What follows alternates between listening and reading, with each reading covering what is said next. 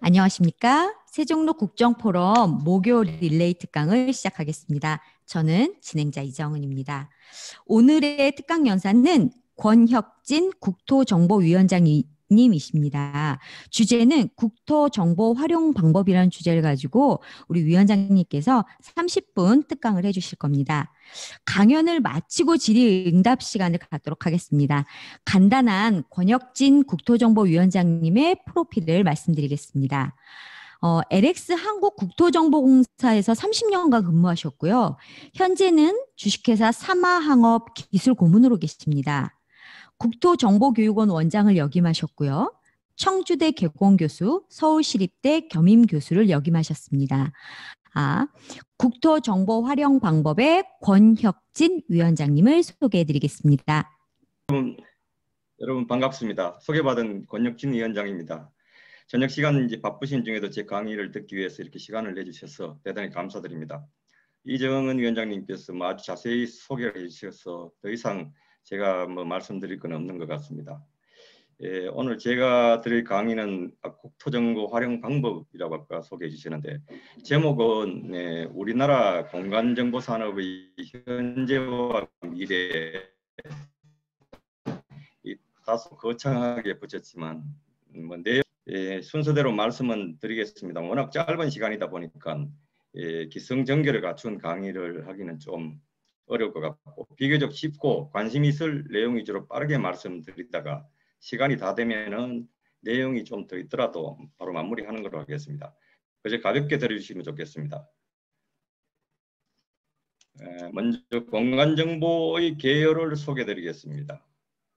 국가공간정보기본법에 보면 공간정보는 지상, 지하, 수상, 수중 등 공간상에 존재하는 자연적 또는 인공적인 객체에 대한 위치 정보 및 이와 관련된 공간적 인지 및 의사결정에 필요한 정보라고 되어 있습니다. 뭔 말인지 좀 알기 어렵게 쓰여 있죠. 쉽게 말하면 지상, 지하, 수상, 수중 등에 존재하는 자연적이든 인공적이든 모든 물체에 대한 위치 정보 및 그 속성 정보가 모두 공간정보다 이런 말입니다. 그럴싸한 정의 같기는 한데 현실적으로 판단해 보면 저는 이 정의가 다소 부족하다고 생각을 합니다. 먼저 공간이라는 말부터 한번 생각을 해보겠습니다. 세상에는 공간만 있는 것이 아니라 또 다른 개념인 시간도 있고 또 인간도 같이 살고 있습니다. 공간, 시간, 인간 이렇게 해서 이 세 가지를 삼간이라고 합니다. 그런데 왜 사이간자를 붙이는 것일까요? 공간과 시간은 그 시작을 우리가 알지도 못하고 끝을 알지도 못하다 보니 오로지 사이만 있어서 사이간자를 붙여야 맞겠는데 그럼 인간은 왜 사이간자를 붙였을까요? 한번 생각해 볼 만한 일입니다. 여하튼 공간정보라고 해도 공간만 표현해서는 안 되고 인간적인 필요와 시간적 흐름이 함께 내포되어야 한다고 생각합니다. 심지어 문학 세계에서도 이 세 가지 개념이 고르게 포함이 돼 있어야 짜임새가 있고 사람들의 심금을 울릴 수가 있는 것입니다. 이 시조는 황진이가 6년간 같이 살았다 헤어진 이사종이라는 그 명창을 그리워하면서 지은 시조인데 다들 아실 겁니다. 우리나라에 남아있는 4천여 개 고시조 중에서 아직도 가장 사랑받는 그런 시조가 바로 이 시조입니다. 제가 한번 읊어보겠습니다. 동짓달 기나긴 밤을 하늘이를 보여내어 이건 시간에 대한 이야기입니다. 시간을 물건처럼 잘라내겠다는 생각을 합니다. 순풍 이불 아래 서리서리 넣었다가 잘라낸 시간 하필 이불 아래라는 그 공간에다가 보관하려 합니다. 어른님 오신 날 밤이 얻은 구비구비 별이라 결국은 정다운 인간인 님을 기다렸다가 그 시간을 함께 보낼 생각을 표현하는 것입니다. 결국 종합해보면 공간정보 또한 반드시 이 세 가지 요소를 내포하고 있어야 살아있는 그 정보가 되고 인간은 공간 속에 살아가기 때문에 그 밖에 다른 모든 정보들도 결국은 공간 정보를 바탕으로 깔아야 활용될 수밖에 없는 그런 속성을 가지고 있다는 말씀을 드리겠습니다. 이번에는 정보라는 말, 즉 데이터라는 말 한번 생각해 보겠습니다. 저는 지금의 세상은 명실공히 데이터의 시대가 되고 있고 앞으로 빠르게 데이터의 시대가 확산될 거로 생각하고 있습니다. 어떤 사람은 데이터가 곧 돈이라고 말하기도 하고 원료와 같다고도 말하기도 하는데 사실 돈이나 원료보다 훨씬 좋다고 생각합니다. 돈은 써버리면 없어지지만은 데이터는 끊임없이 없이 재활용이 가능하고 다른 데이터들하고 융복합해서 새로운 정보를 만들어낼 수도 있습니다. 이 피라미드 그림을 보시면은 데이터를 정제하면은 정보가 되고 그리고 정보를 처리해서 지식을 얻고 지식 중에 일부를 활용하면 결국 지혜가 된다는 것을 보여주고 있습니다. 그러나 사실 요즘은 데이터라는 말을 곧 정보와 같은 의미로 쓰는 것 같습니다. 여기 표를 보시면은 우측에 2019년 현재 세계 시총 10위의 기업들을 보여주고 있는데 그중 7개 기업이 플랫폼을 비즈니스 기반으로 하는 기업입니다. 뭐 플랫폼이야 다양한 플랫폼이 있지만은 모두 데이터를 원천으로 하고 있는 것입니다. 좌측 그림을 보시면 10년 전에 시총 12기업을 보여주고 있는데 당시 2개 기업만 현재도 10위 안에 포함이 되고 있습니다. 그런데 둘 다 그 당시부터 플랫폼 기업이었던 기업이었고 그때보다 지금이 훨씬 더 발전을 했습니다.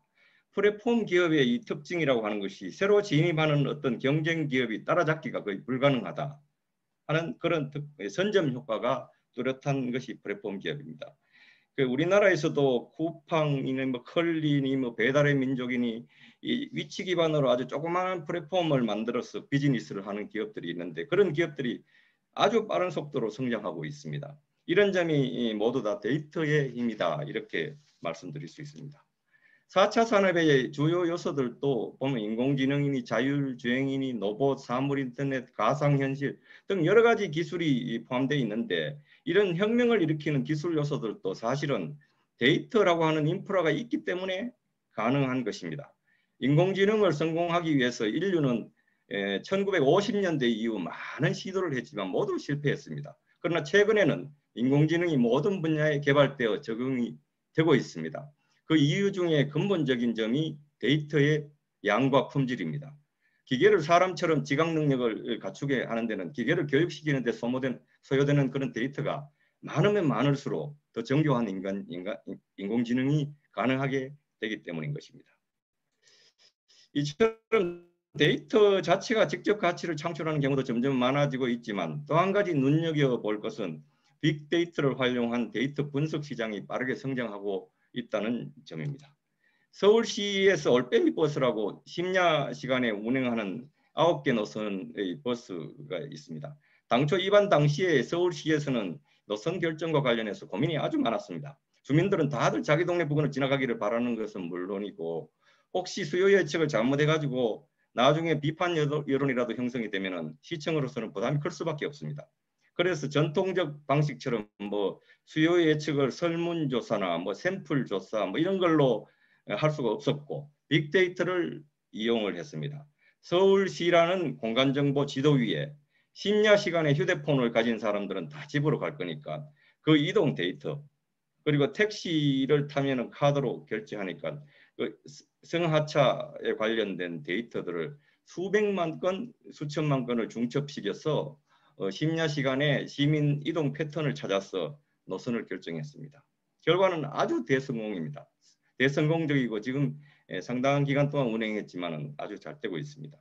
데이터 분석을 통한 의사결정은 이렇게 시행착오가 거의 없다는 것이 특징입니다.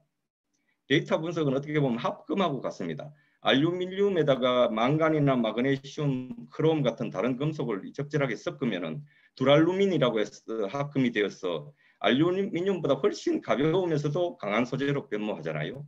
이런 식으로 여러 데이터들을 융합하고 중첩해서 새로운 패턴을 발견하는 것이 큰 가치를 창출할 수 있고 발명처럼 지적 재산으로 인정을 받아서 앞으로 큰 돈을 벌 수 있는 시대가 오고 있습니다.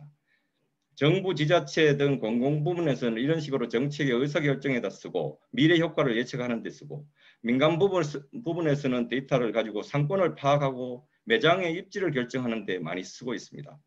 그러니 앞으로는 만약 짜장면집이라도 오픈을 하려고 하면은 이 데이터 분석으로 그 입지를 결정하는 시대가 될 것입니다.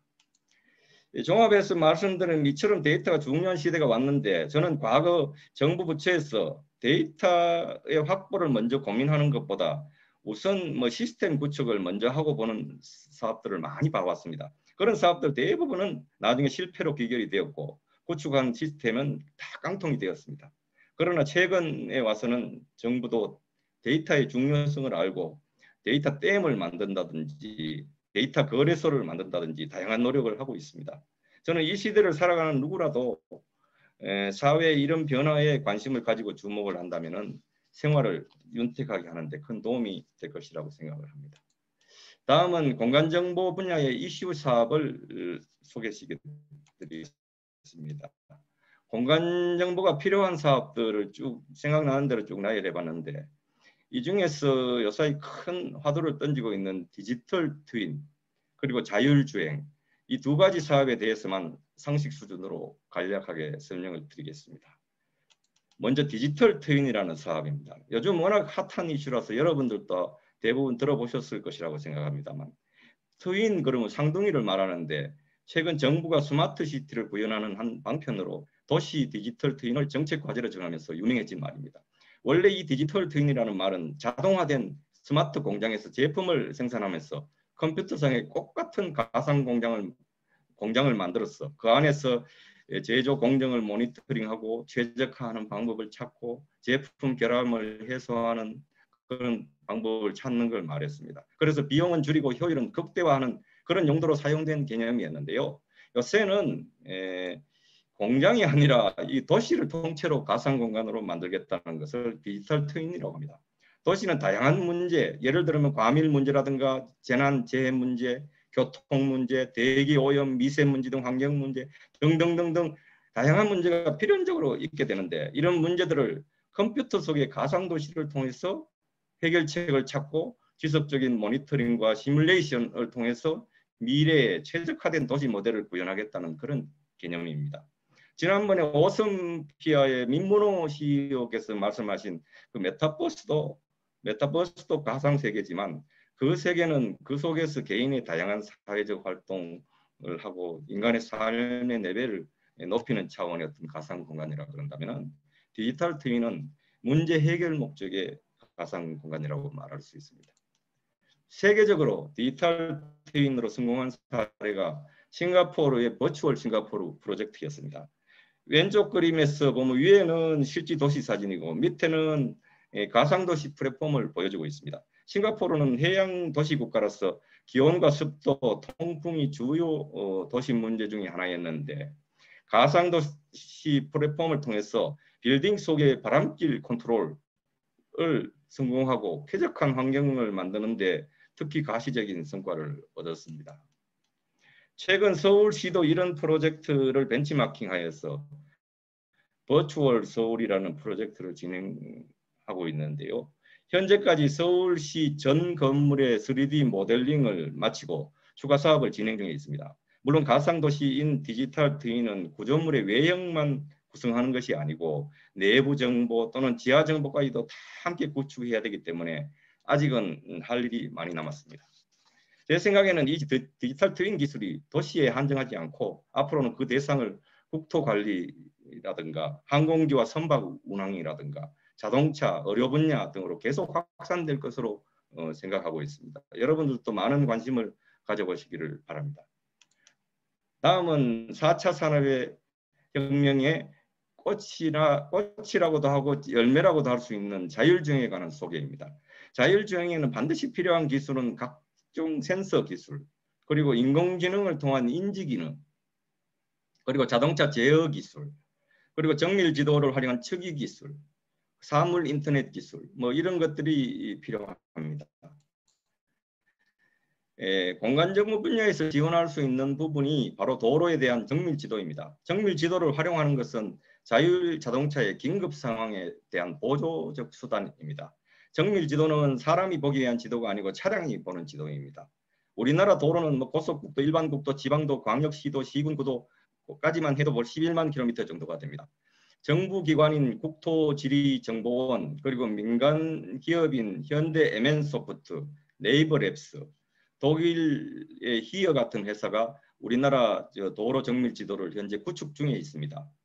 지도를 정밀하게 만드는 기술에는 아무 문제가 없는데 정작 가장 어려운 점은 달리는 자동차가 끊임없이 자기의 지리적 위치를 스스로 정밀하게 측정할 수 있는가 하는 점입니다. 지도가 아무리 정밀하다 하더라도 그것을 이용하는 차가 자기 포지션을 정확하게 모른다면은 정밀한 것이 아무 소용이 없을 것입니다. 자율주행의 단계는 표에서 보시는 것처럼 0단계에서 5단계로 나누고 있습니다. 최근 테슬라 같은 회사가 3단계를 구현 중인데 그 정도만 돼도 사람의 손이 많이 필요하지 않는 그런 레벨입니다. 출근하면서 시속 135km 속도로 달리면서 쿨쿨쿨 자다가 경찰에 적발되는 일이 비일비재하게 많이 생기고 있습니다. 이 5단계가 되면은요, 옛날 그 드라마 전격 제트 작전인가요? 거기에서 보는 것처럼, 영화에서 보는 것처럼 목적지만 말하면은 모든 나머지 것은 자동차가 다 알아서 하는 단계를 말합니다. 전문가들은 앞으로 10년 이내에 5단계 기술이 완성될 것으로 예측하고 있습니다. 제 개인적인 생각에는 이런 5단계 시절이 오면은 서울시의 과밀 문제라든가 부동산 문제는 어느 정도 해소되지 않을까 생각합니다. 왜 그렇게 생각을 하냐면요. 차를 타면서 일을 하든 공부를 하든 뭐든 할 수 있고 집에 오면 주차도 차들끼리 스스로 하고 애들 학원에 가서 픽업도 해오고 자동차 정비도 때가 되면 자동차가 알아서 하고 자동차들끼리 사물 인터넷이 발달해서 교통 흐름도 좋아지고 그렇게 되면은 굳이 서울 시내 아파트에서 살아야 될까요? 저 같으면 교회로 나가서 사겠습니다. 아무튼 여러분하고 같이 이 자율주행 이거 어떻게 되는가 한번 지켜봐야 할 일인 것 같습니다. 다음은 공간정보 산업에서 생산하는 공간 데이터 몇 가지만 소개해 드리겠습니다. 뭐 기본 공간 데이터라고 할 수 있는 걸 쭉 나열해 봤는데 이 중에서 대표적으로 항공사진 그리고 DM이라고 하는 수치 표고 모형 그리고 지적 데이터 이걸 간단하게 소개를 드리겠습니다. 먼저 항공사진입니다. 제가 지금 다니고 있는 회사가 항공사진 전문 회사인데요. 사진에서 보는 경비행기 세스나기를 이용해서 촬영을 합니다. 우리 회사는 이런 비행기를 4대 지금 보유하고 있습니다. 항공사진 카메라는 보통 한 대 한 20억 원 정도 하는데요. 카메라 픽셀 수가 한 3억 화소가 넘습니다. 상공 1000m에서 2000m 사이 고도에서 촬영을 합니다. 그림에서 보시다시피 공중사진도 여러 가지 있습니다. 드론은 100m에서 200m 상공에서 촬영하고 위성사진은 종류가 매우 많은데 가장 높게 뜨는 위성 영상은 35,000km 상공에서 촬영이 됩니다. 우리나라는 지도를 만들 적에 항공사진을 이용해서 국가에서 제작을 합니다. 도학이라고 하는 그런 장비를 이용해서 제작을 하는데요. 국토교통부 산하의 국토지리정보원이라고 하는 기관에서 발주를 해서 2년마다 국토 전역의 지도를 다 제작을 합니다. 이런 방식으로 이제 항공 사진을 이용해서 디지털 지도를 제작하는 나라는 세계에서 우리나라밖에 없는 것 같습니다. 보시는 바와 같이 오른쪽에 여러분들이 카카오나 뭐 네이버 지도 등에서 흔히 이용하시는 그 전자지도인데요. 그 근원도 왼쪽 그림에 보는 그 항공 사진에서 만든 수치 지형도를 이용해서 만들어지고 있습니다. 사진의 정밀도를 이야기할 때 흔히 해상도라는 말을 많이 쓰는데요. 그 말은 이 카메라 픽셀 한 개가 피사체에 얼마만큼을 담고 있는 크기가 어떻게 되는지 그걸 표시하는 말입니다. 그림에서 보시면은 여의도 이 부근의 사진인데요. 해상도를 이렇게 다양한 그 센티미터 해상도를 보고 계시는데 10cm 정도 해상도는 아주 자세히 볼 수 있습니다. 항공 사진으로서는 매우 정밀한 사진입니다. 우리 회사에는 20cm 해상도의 영상 지도를 국토 전역을 한판으로 보유하고 있습니다. 사진이 아니고 이제 카메라나 디스플레이 같은 정밀도를 말할 때는 주로 화소수를 이야기합니다. 최근에 이제 하나테크인이라는 회사가 독도에 우리나라에서 제일 정밀한 CCTV를 서도에 하나, 동도에 하나 2대를 설치했습니다. 그 8K UHD라고 해서 약 3,300만 화소의 성능입니다. 앞으로 원하시는 분들은 누구나 독도의 그 선명한 영상을 이제 실시간으로 항상 볼 수 있습니다. 전 국민이 이제 독도를 24시간 지키는 그런 시대가 되는 것 같습니다. 다음은 지적 데이터에 대해서 말씀드리겠습니다. 우리나라가 지적 제도를 가지게 된 것은 일본 식민지 시대인 1910년도 이후입니다. 그 이전에는 토지 지분 제도가 없었기 때문에 땅을 말할 때 그저 뭐 제너머 저기 범골 정서방네 비탈밭 뭐 이런 식으로밖에 부를 수가 없었고 면적도 한마지기 혹은 하루가리 이런 단위를 썼습니다. 요즘은 뭐 한마지기라 하면 모두 200평으로 통합니다만 예전에는 씨앗 한 마를 뿌려서 경작할 수 있는 면적이라는 의미이기 때문에 지방마다 그 땅 넓이가 달랐습니다. 아무튼 일제는 당시 우리나라 전 국토를 토지와 임야로 나누어서 많은 시간과 비용을 들여서 조사와 등록 사업을 마무리했습니다. 그림에서처럼 도쿄에서 대마도를 거쳐서 이 기준점을 끌고 와서 우리나라 전역을 측량을 했습니다. 그런데 당시 그 토지의 필지를 구해가고 측량해서 지적도를 만들 적에 수치를 남겨야 하는데 수치를 남기지 않고 지적도 땅 모양만 그림으로만 남겼기 때문에 세월이 100년 이상 흐른 지금 토지 가치가 수만 배가 상승을 했고 많은 변화를 겪다 보니 지적 도면하고 실제 토지가 부합하지 않아 가지고 그런 필지가 많아졌습니다. 지금 우리나라 토지와 임야 전 필지가 대략 3,700만 필지 정도 되는데요. 그중에 한 25% 정도 해당되는 토지를 대상으로 한 10년 전부터 새로 등록하는 지적 재조사 사업을 정부가 지금 추진하고 있다는 말씀을 드리겠습니다. 그런데 이게 아이러니하다고나 해야 될까요? 일제가 이제 한일 합방이 되자마자 지적 사업을 하게 됐는데 그 이유가 토지에 대한 세금을 징수해야 되는 필요성과 그리고 눈먼 토지를 그냥 먹으려고 하는 등 이 불순한 의도가 분명히 있어가지고 당시 우리 국민들에게는 피해가 되는 경우가 많았습니다. 그러나 결과적으로 그때 방대한 지적 등록 사업을 했었기 때문에 해방 이후에 우리나라가 1960년대 이후 급속한 국토개발 과정을 통해서 이른바 한강의 기적을 이루는데 이 지적 제도가 큰 역할을 할 수 있었습니다. 자본주의 사회에서 지적 제도가 없다 그러면은 정부의 의지가 있어도 국토개발을 수행하기 어렵습니다. 개인 토지에 대해서 수용 자체가 이제 어렵기 때문이기 그런데요.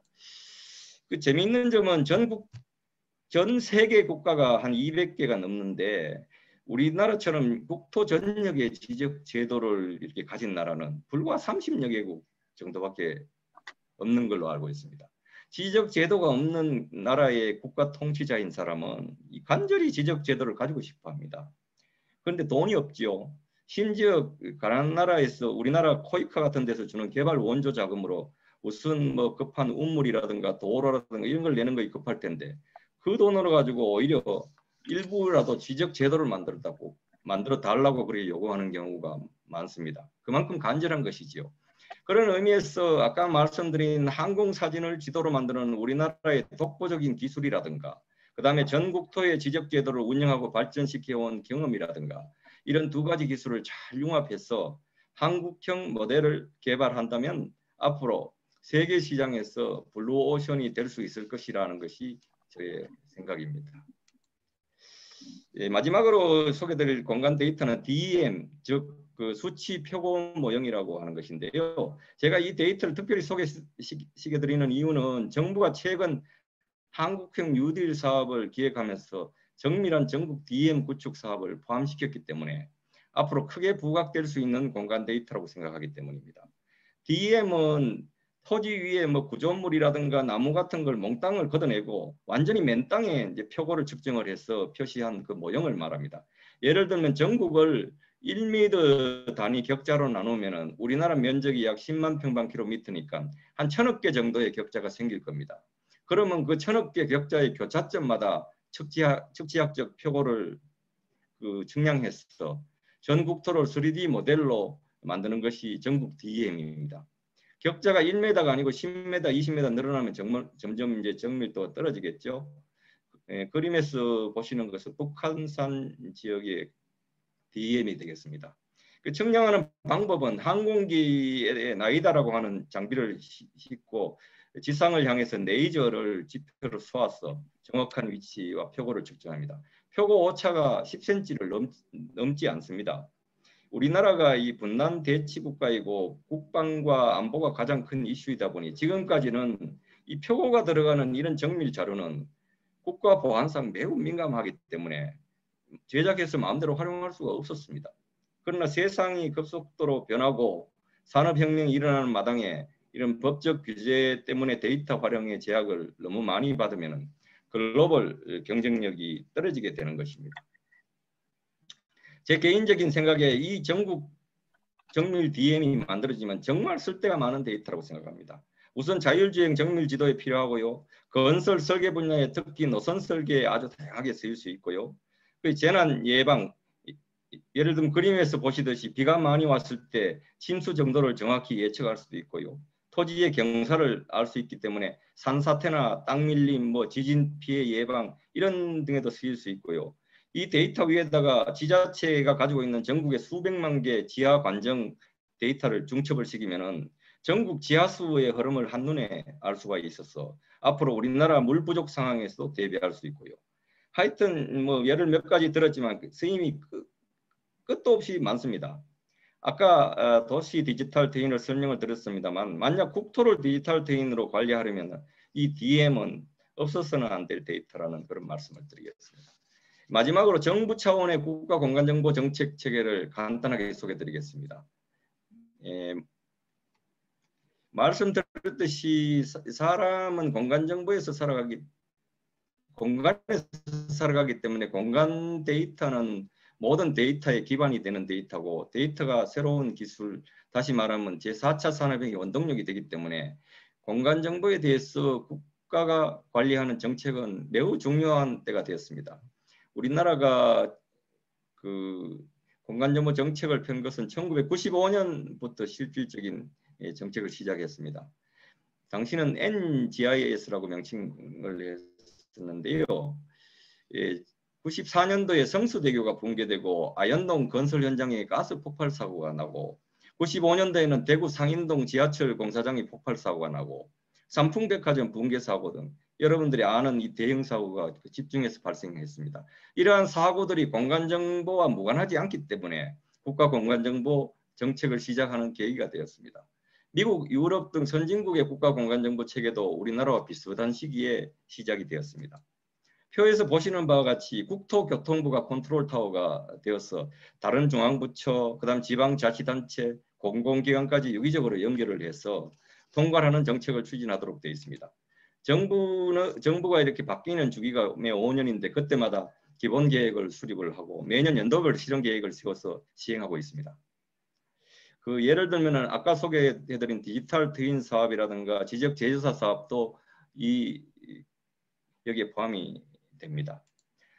국가 공간정보 정책의 정책 목표는 궁극적인 목표는 첫째, 법, 제도, 조직, 인력 양성 등 국가 공간정보 기반을 갖추고 유지하는 일. 둘째, 공공과 민간의 공간정보 활용 체계를 개발, 확산하는 일. 그리고 마지막으로 공간정보 민간 산업에 대한 지원과 육성, 이 세 가지라 볼 수 있습니다. 그런 차원에서 우리나라 국가공간정보 정책이 잘 수행되고 있냐고 물어본다면 뭐라고 해야 될까요? 예전보다 최근에 와서는 잘하고 있다고 평가하고 싶습니다. 저의 생각에는 특수 분야의 정부 정책을 수행하는 데 있어서는 우선 직접 참여하는 인력, 즉 공무원의 전문성이 무엇보다 중요하다고 생각하고요. 그리고 체계나 제도 등을 만드는 데서 독창적으로 개발하려고 하는 것보다는 지속적인 모니터링을 통해서 아주 잘하고 있는, 잘 되고 있는 나라의 기술과 제도, 체계를 빨리빨리 적극 벤치마킹하는 것이 훨씬 효율적이고 합리적이라고 생각합니다. 공간정보 분야의 국가 정책에 대해서는 이 정도로 말씀드리겠습니다. 이상으로 강의를 마치겠습니다. 감사합니다.